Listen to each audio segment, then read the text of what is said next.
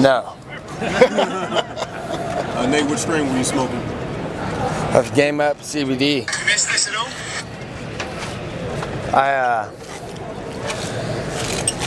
I gotta smoke the weed after the fight, so I had to smoke Game Up CBD. So what was that? CBD by Game Up Nutrition. It's good for you. Hey Nate, on this note, when are you going to get a cut of that Aurora sponsorship? You got another one of those? What? Yeah, Aurora.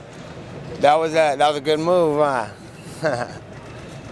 Yeah, we're working on it.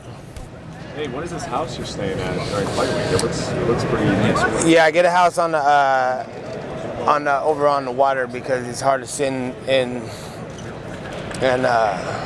the hotel room's cooped up. You know, you go to get a coffee or water or something, and you rent it 5 different fighters and a bunch of people. So it's like I like that too, though, to pop in and pop out. I would like to have the option. Have you ever really done that before, or have you always stayed in the fighter hotel? No, in Vegas I had a house for my last 2 fights, and in Orlando, yeah, I usually get a house. I've been in this game too long, too many fights. After a while, you're just like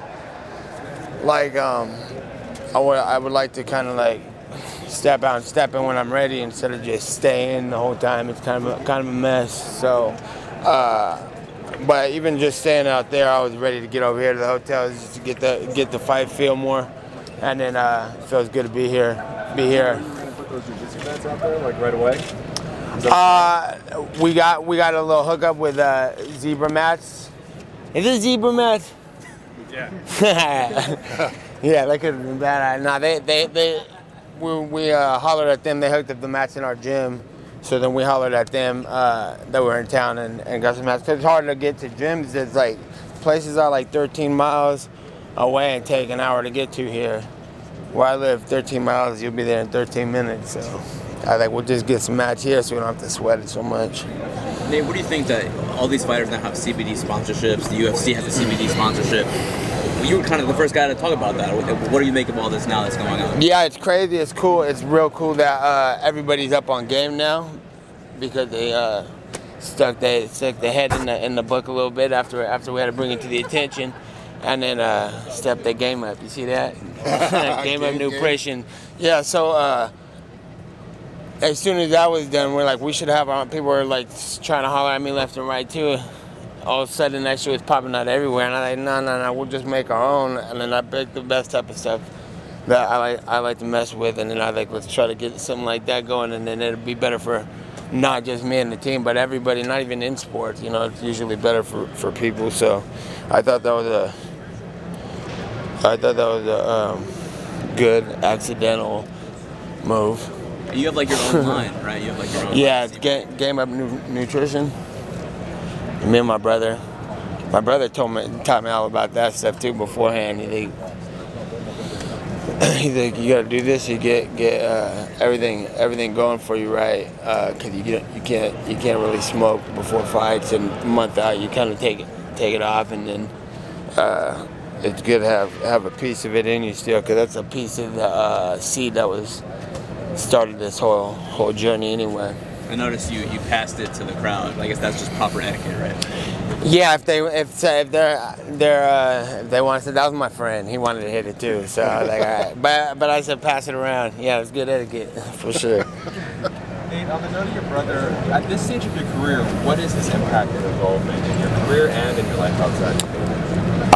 My brother is responsible for anything I've even done at all. You know, he's the one that is like.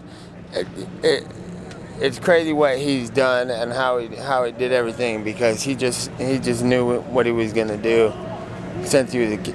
I mean, when he started fighting martial arts, and he was like, I'm gonna do this, I'm gonna go here because this guy's here training people, and then he just was like, I'm gonna take a fight, and he's a 15, 16-year-old kid. And I'm like, who thinks like that when they're a 16-year-old kid? And I was just a kid sitting at the house watching him do it, and then doing my own thing. And then I was like, all right, well, since I don't got much going on for me, I'll just do what follow the role. So the whole impact is from him, and he should be here today or tomorrow.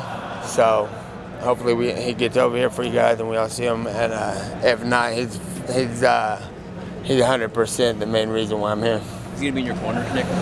I don't know if he's gonna be in my corner, but if we could get him in, I'm gonna get him in.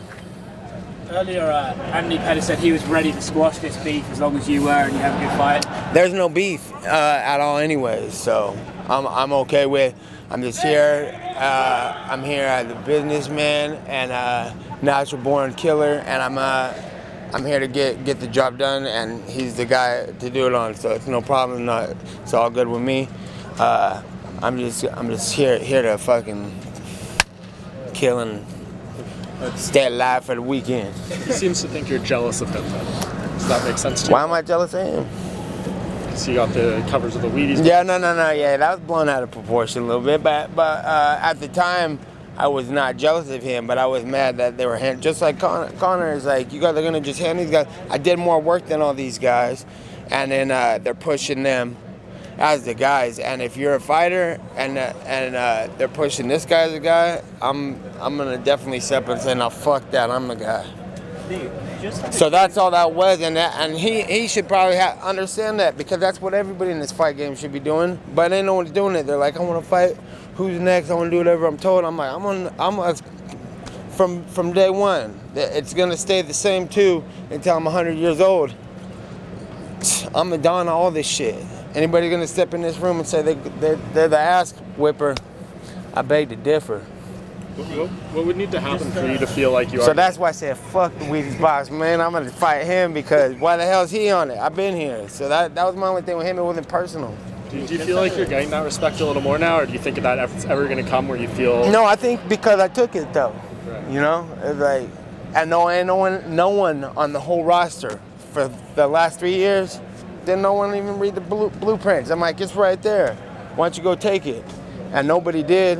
And tomorrow, if somebody jumps up and says, "Hey, man, I'm taking that position," fuck that. Just out of curiosity, are you back for good? And if so, do you see a third fight with Conor McGregor?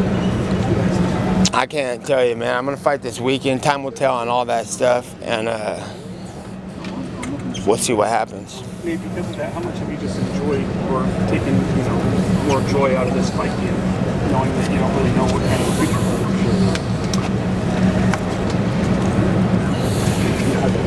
I'm just training for a fight. How do you see the fight with Anthony going? Obviously, he's a great kicker. Some people have said that you can sometimes get hit with leg kicks. How do you actually see the fight playing out? We're gonna have to get out there Saturday and see what happens, but I'm aware of what he's gonna try to do, but it could be completely opposite way. Who knows? You know.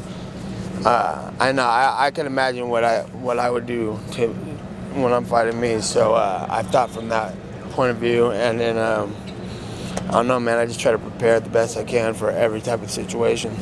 3 rounds better for you or for him?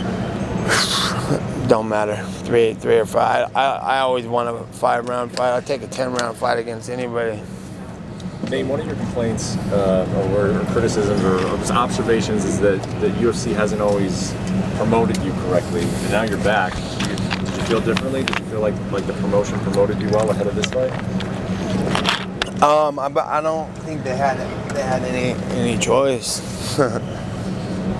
How does it feel to know that, when it comes to Lulu and friends, like, you're getting... As far as promoting at all, because Guys, what are they gonna do? Sorry about question, that. please. you got a message?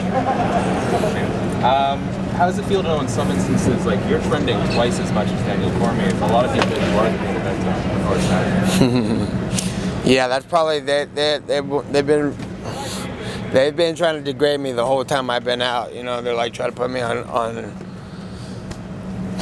low on the card against not very big names, and now it's like they also tried to give me huge names, but then it was just like those fell through, and then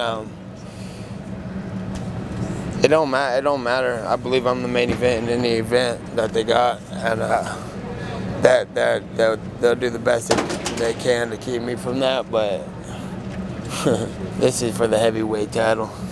Anthony had said that he doesn't think he's ever been caught in a submission attempt in the octagon. He hopes that you're someone who can actually challenge him on the ground. How do you see your ground game comparing to his? I train with the best jiu-jitsu guys in the world. So I train with Gron Gracie and Randy Spence and my boys, my team. I got my big boy here I've been training with, Nick Maximoff, and he's a middleweight brown belt D1 wrestler. He's up and coming. He's 3-0 right now, and you got to see him here real quick. And he couldn't take me out the whole camp, so he's 200 pounds. Need any mention for Last one, fellas, all right? This is the last question. We got to go. The arena wants us out. Cheers. I didn't hear you. just the support you get from Stockton, Sacramento area? Any message to those people? Yeah, shout out to NorCal. All love from them, for them, all the time, and that's where it all started. That's where it's all going to finish. Brilliant. Thank you. Cheers. I thank you guys for coming out. I appreciate everybody. Thanks very much.